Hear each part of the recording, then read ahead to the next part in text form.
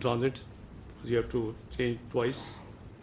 But since I had made commitment, I was required to actually divert myself from the last stop in the way to Riyadh this morning.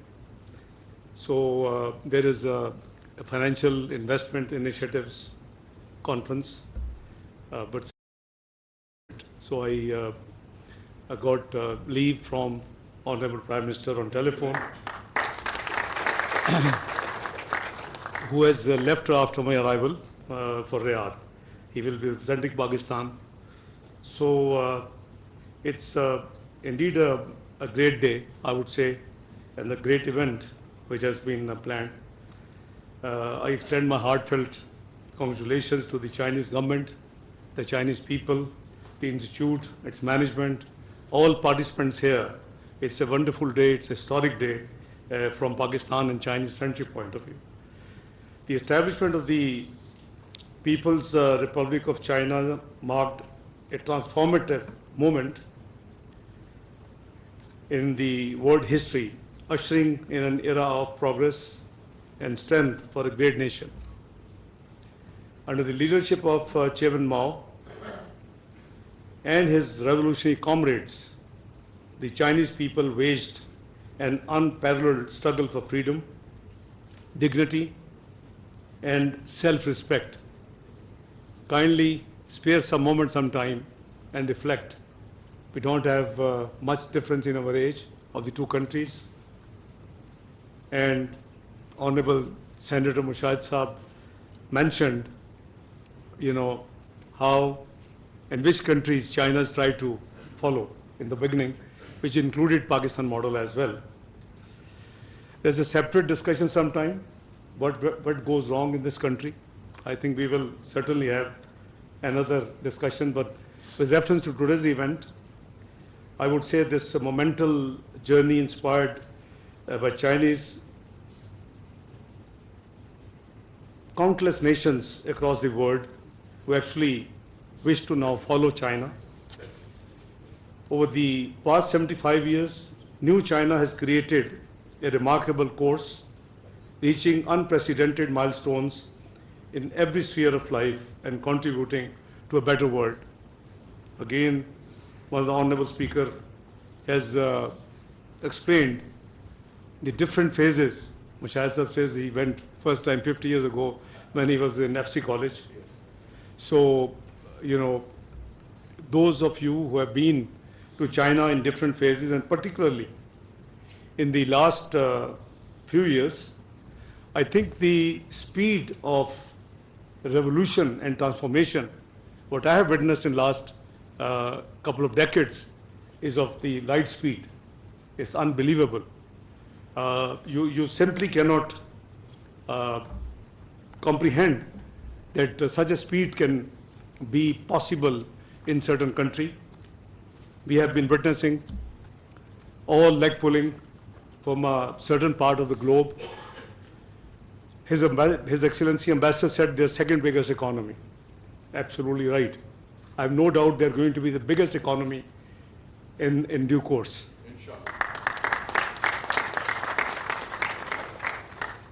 Inshallah. All tools have been used against China.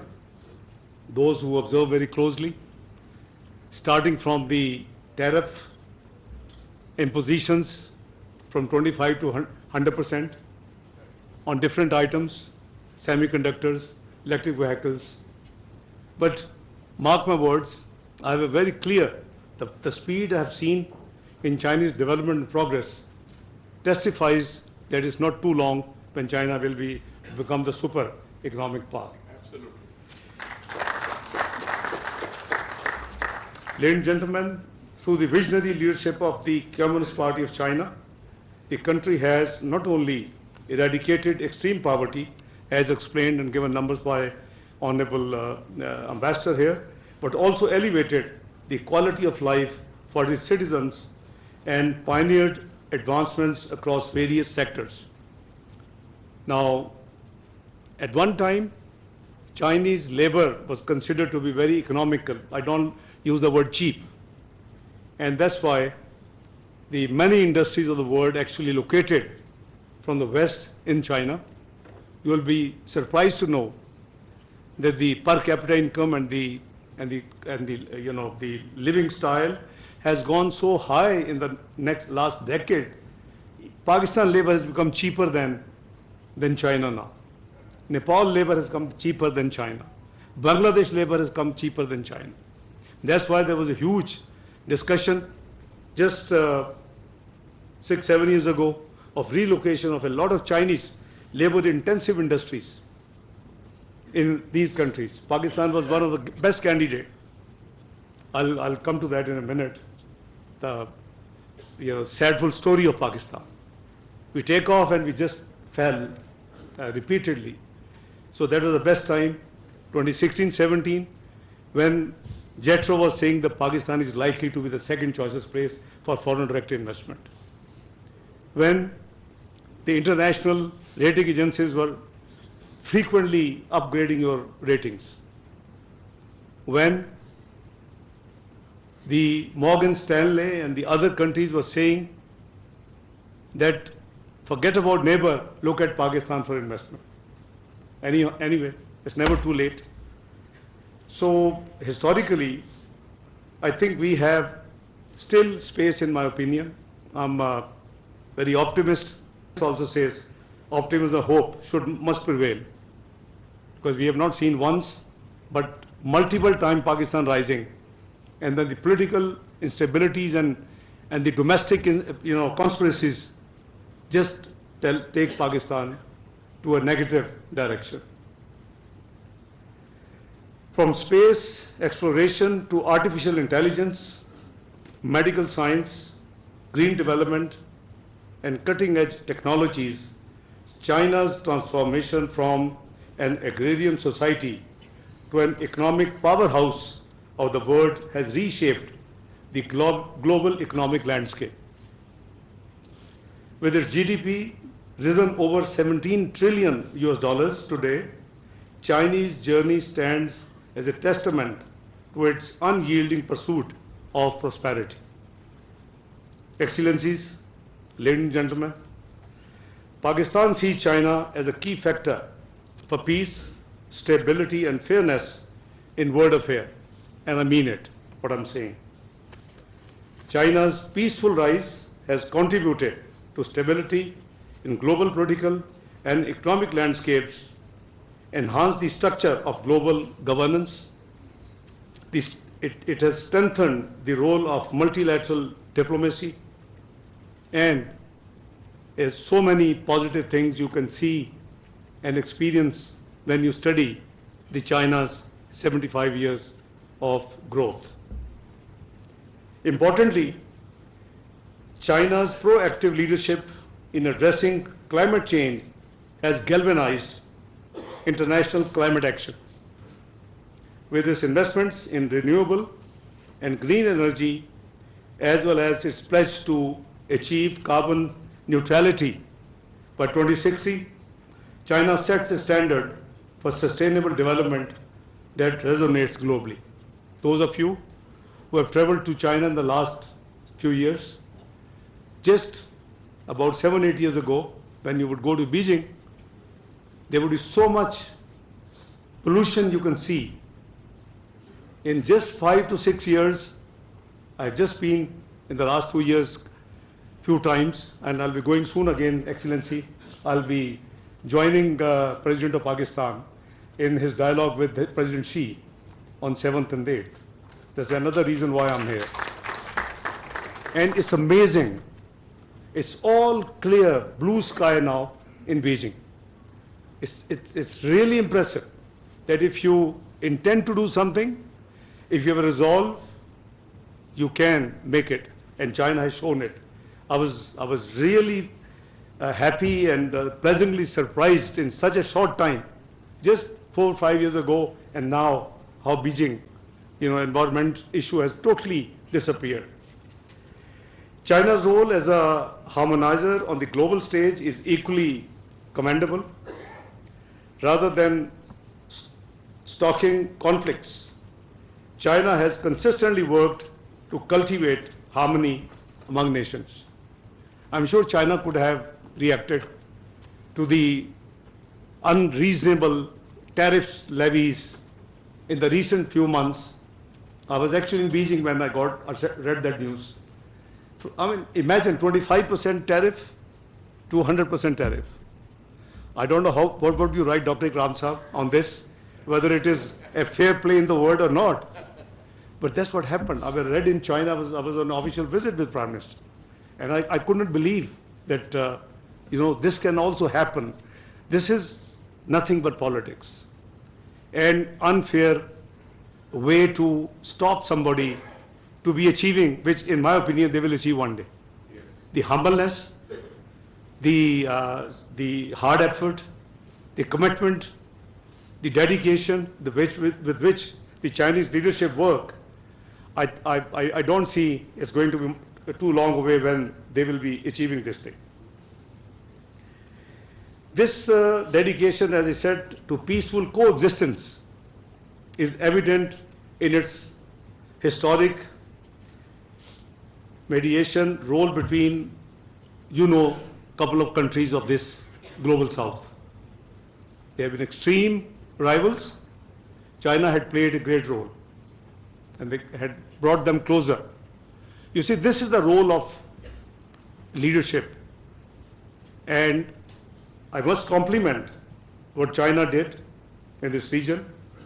Pakistan deeply values China's support in addressing long-standing issues, including the issue of Jammu and Kashmir, as well as Palestine.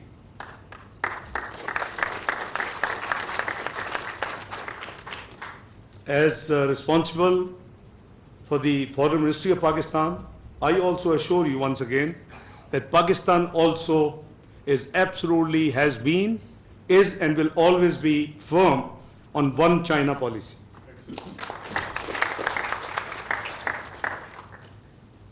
Excellencies, ladies and gentlemen, the past 7 decades of Pakistan-China friendship are marked by a shared history of trust, resilience, and solidarity. Born of visionary leadership and strengthened by generations of Pakistanis and Chinese alike, our friendship has flourished as an enduring partnership. And this government intends to take it to the next level, inshallah. As all-weather strategic cooperative partners, Pakistan and China have stood by each other both during times of peace and in times of difficulty.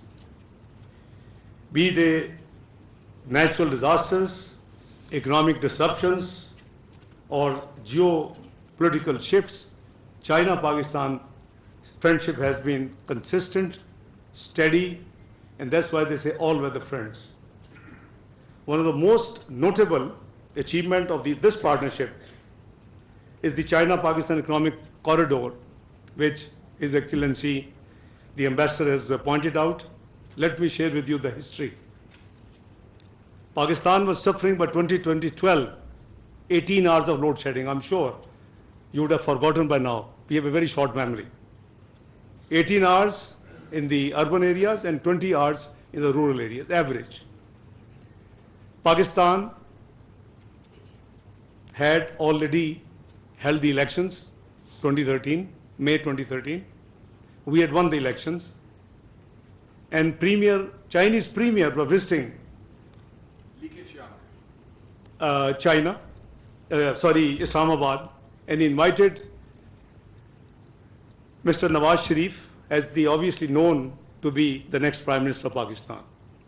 I accompanied him, and so did the current Prime Minister Shahbaz Sharif. We held a meeting in Serena, Islamabad.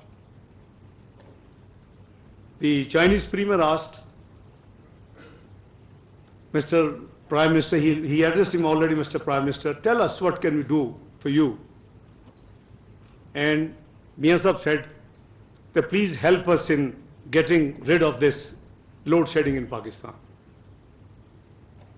You would be amazed to know when you analyze. I can see some people here, I can see Rana Sahib is here, Mehtab is here, they all know the background.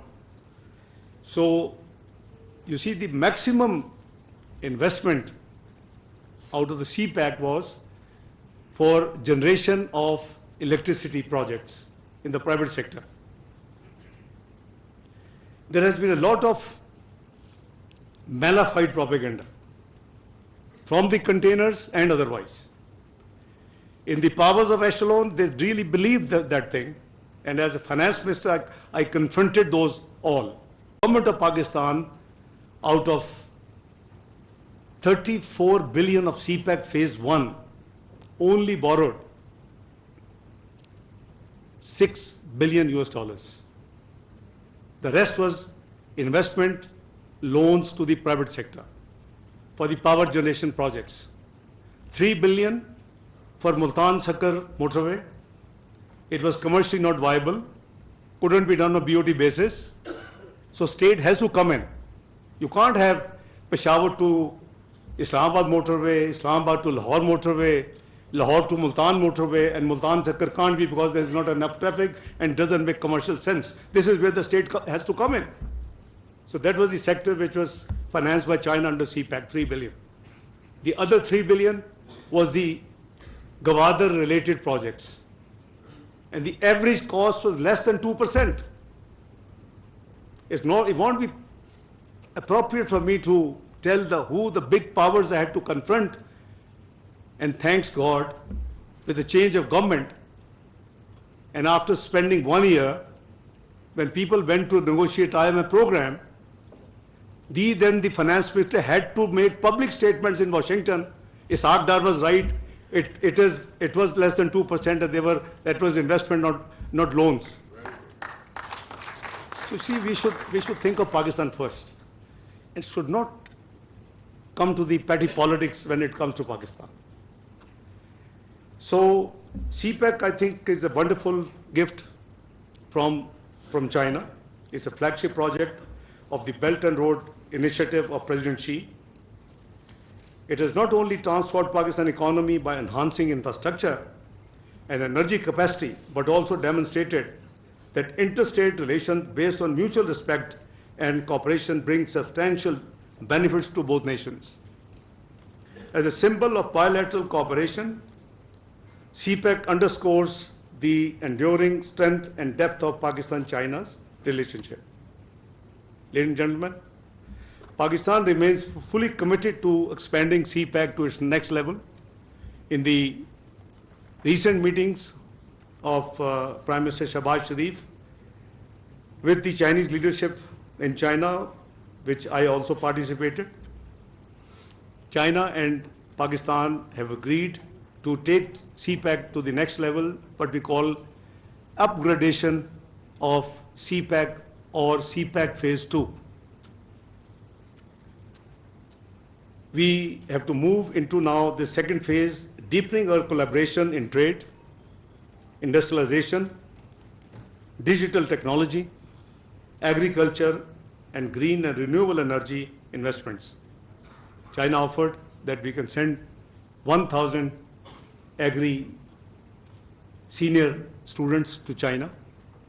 They can study how we can increase our yield per acre, how can we reform our agriculture following the Chinese model. So the government is totally focused, and the actions are on. The shared commitment was further strengthened during the visit of, as I said, Prime Minister Shahbaz Sharif in June this year, followed by recent visit of Premier Lee to Pakistan. These visits reflect our country's resolve to elevate this partnership to new levels. Now, the visit I'm referring to, after 1997, Pakistan did not have any meaningful multilateral event in Pakistan. It's not very good. Maybe one dignitary, one prime minister, one president, two or maximum three, 2019, 2021, ECU. But not 1997 level of multilateral event took place in 27 years in Pakistan. Alhamdulillah, we mobilized SCO. You have been witness. People still didn't try to leave it in peace, try to sabotage it. But the SCO went Alhamdulillah, absolutely marvelous, and there is all praises coming to the visiting dignitaries, including Chinese Premier. I'm sure Ambassador, is privy to that recognition. So we have to hold these events regularly. But, the constraints were very serious. I had to concentrate few weeks totally on this event, and Alhamdulillah, all guests went happy. Chinese Premier was there, Russian Premier was there, a number of Central Asian states, all those members attended, and of all the countries which the speculation was will not represent. If you recall the last year Goa, some negative episode, even the Indian Foreign Minister visited Pakistan and participated positively in HCO. You see, this is what we should be focusing. So, as China marches forward towards its second centennial goal of achieving the great rejuvenation of the Chinese nation, Pakistan stands at a pivotal moment in its journey towards sustainable and inclusive growth. The trust and support that define our relationship will continue to guide us, enabling deeper strategic cooperation grounded in shared values and principles. Today, as we celebrate China's 75th anniversary, the achievements of the historic journey and the steadfastness of our unique friendship, we reaffirm our commitment to advancing our partnership with renewed vigor. United by shared aspirations, we pledge to uphold peace, foster prosperity, and build a brighter future for our two people and the world. Honorable two speakers had pointed out few things. I'll be failing in my duty not to briefly touch upon them. Mushahid Sahab has a great memory, I must compliment. The incident he quoted was 2nd of December 1998. He was asking me, was it 2nd or 3rd? I said 2nd of December. Because Prime Minister Nawaz Sharif was accompanied by Sartaj Aziz Sahab as Foreign Minister, me as Finance Minister, Mushahid Sahab as Information Minister, and Shahbaz Sahab as the Chief Minister Punjab. But also, Riaz Khokhar Sahab was also there. The diplomatic community, we should not miss out their members. The other side was Madeleine Albright. Please, I'm talking from memory. Foreign Minister, Sandy Berger, the National Advisor, Security Advisor. No, Rubin, my counterpart, the Treasury Secretary, and then Talbot and Colin Dufford. So we had interesting episode because Pakistan was not getting its money, F-16. Musharraf Sahab could not get it. Bibi couldn't get it. Alhamdulillah, that was a historic day. But rest, you will have to wait for Mushahid Hussein's book, which he keeps promising he will quote the entire episode which happened. It will be there fully. So, you have to see the detail, but Alhamdulillah, it is our duty to fight for our country, for a national interest, no matter which building, where you are, who are you facing, you have to have the courage to talk and claim for your right assets. So, Mushahid Sahab, काफी देर हो गई है, 1998, and now we are 26 years. I'm still waiting for the book, because the first round was the political, which was F-16, the new. It was official visit of Prime Minister Nawaz Sharif, and the second round was economic. So the IMF revival. So this was a very historic visit. Dr. Ishaq Sahab might have some idea of what happened. He was with me those days. I remember you drafting an article for me, From Crisis to Hope. Am I right? Okay. Dr. Ishaq is also a nationalist. Yeah, that's why I'm, recognizing Dr. Ishaq by name. Ishaq Saab bhi baithe hain. Ishaq Saab bhi, before the coup, we were thinking to taking him as Governor State Bank. Lekin the competition was between him and Shaukat Aziz Saab. The coup would have, luck for both. One became the State Bank Governor, the other became the Finance Minister of Pakistan. But they were both interviewed by me for the post of State Bank Governor. Sorry? तो आगे चलते हैं जी. शौकत साहब is good friend यार. ये सारे छोटे lighter जो दुनिया छोटी है, हमें लाइफ बड़ी छोटी सी है. Ghaza and Afia Siddiqui. Two things you have raised. I have to respond. Afia Siddiqui Sahiba, again, Mushahid Sahab knows we have done our best. And in the restricted meeting with President Obama, that's the last attempt Prime Minister Nawaz Sharif made. And I accompanied him in that meeting, I and Sartaj Sahab. We requested for, on humanitarian grounds, to get Afia released and sent back to Pakistan, but somehow we were told it's not possible. I didn't give up. Before the tenure of, in 2016, that the tenure of Democrat government was over, I had engaged the current Secretary of State, who was at that time Deputy Secretary of State, Tony Blinken. And at the classified places, my conversations would be available because that was recorded by Dr. Waqar Masood, who was my finance secretary. I did my best for this girl of Pakistan to come back, but anyhow, the word is difficult. Let me tell you the latest. We have not given up. I have just got, as Foreign Minister, a letter signed by Prime Minister Shahbaz Sharif asking, or I would say requesting, let's use the word proper, the President of US, POTUS, that, they do give a number of pardons before leaving, that if this can be done. So we have done it. Just before coming here, I had Attorney General with me and the Law Minister. I'm sending a delegation of 3 people to go and meet the parliamentarians, the congressmen, the senators in US to lobby.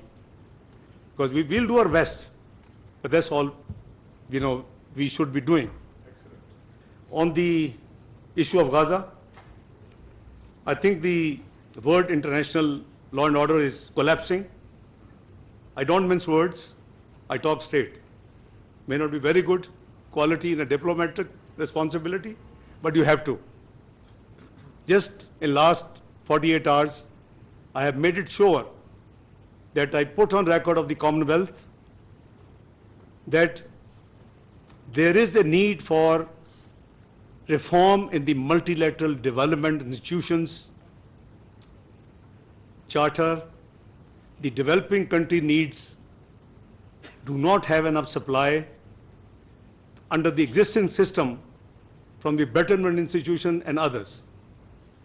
And everybody agreed with me, and it was part of the, the record which the Commonwealth Secretariat will issue in due course.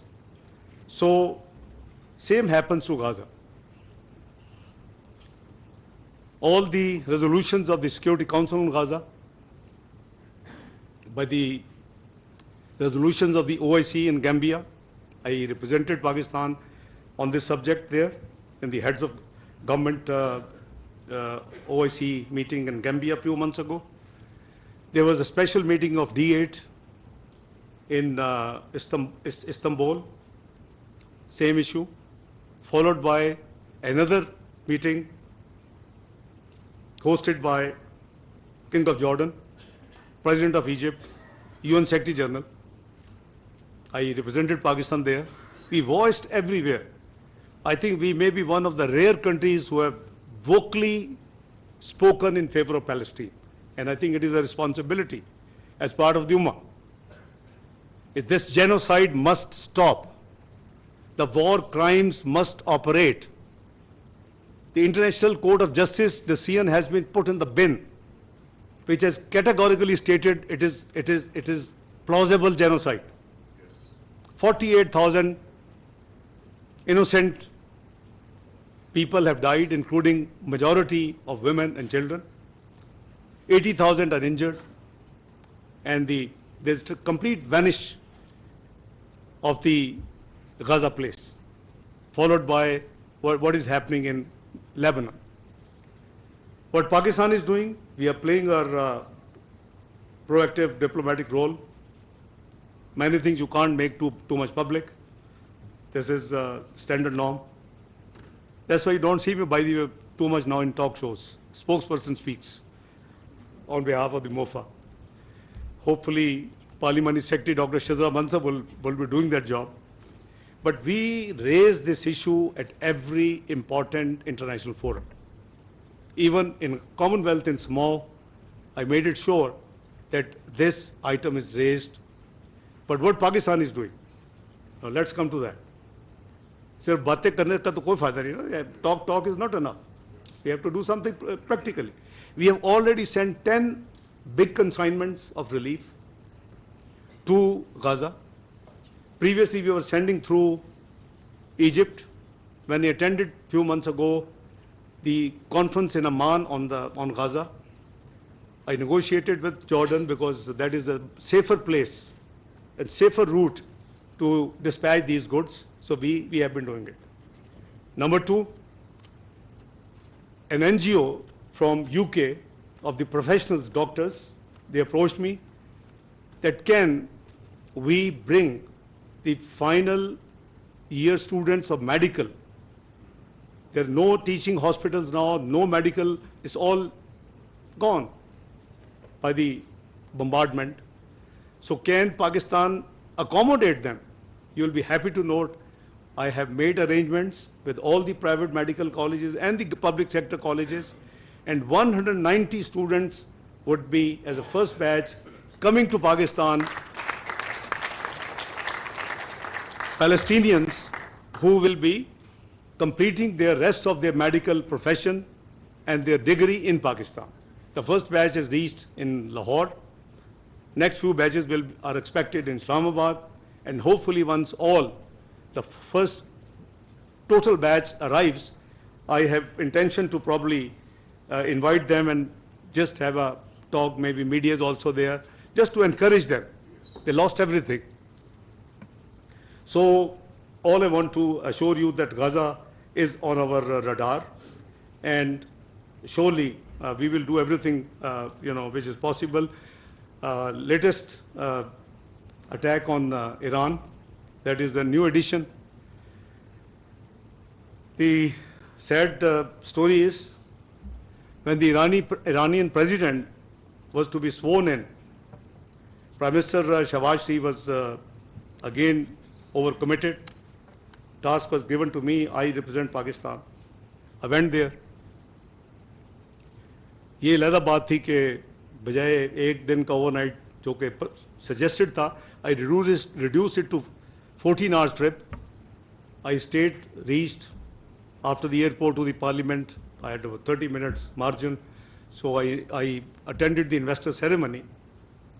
So life is short. That's why I said that we should always consider this. I was sitting, the Turkish foreign minister was sitting, Deputy Prime Minister and Foreign Minister of UAE were sitting. The ceremony was to start in about 5-6 minutes. Ismail Hania walks in. He was also invited there.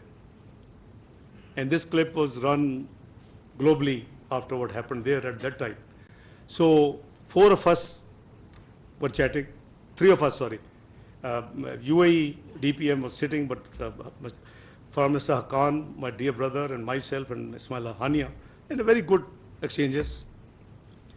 After that, there was a gap of 1 hour, there was a dinner, and then I just rushed back to the airport and reached Sagar again 4 o'clock by the way in the morning. When I landed at Islamabad, I was told that Ismail Hania has been killed. Now this is life. So our support is very much there. Now, the latest attack on Iran, we have been informed that Arab Summit would be taking place, most likely on 11th of November. Islamic Summit or Arab Summit? Arab Summit, not OIC, Arab Summit. So I'm sure Prime Minister and myself, we will represent Pakistan on that occasion. We'll voice out everything we can. On the security issue, I'm sorry I'm taking a lot of your time. Foolproof security. I'm talking about for our brothers and sisters from China. China leadership, I won't precisely name, in our recent meetings, Chinese are very clear. No matter how lucrative an investment is anywhere, if the security issue is there, they don't send Chinese personnel. Am I right, Ambassador? Your country is the only exception. This is what Chinese leadership told to Prime Minister of Pakistan in my presence.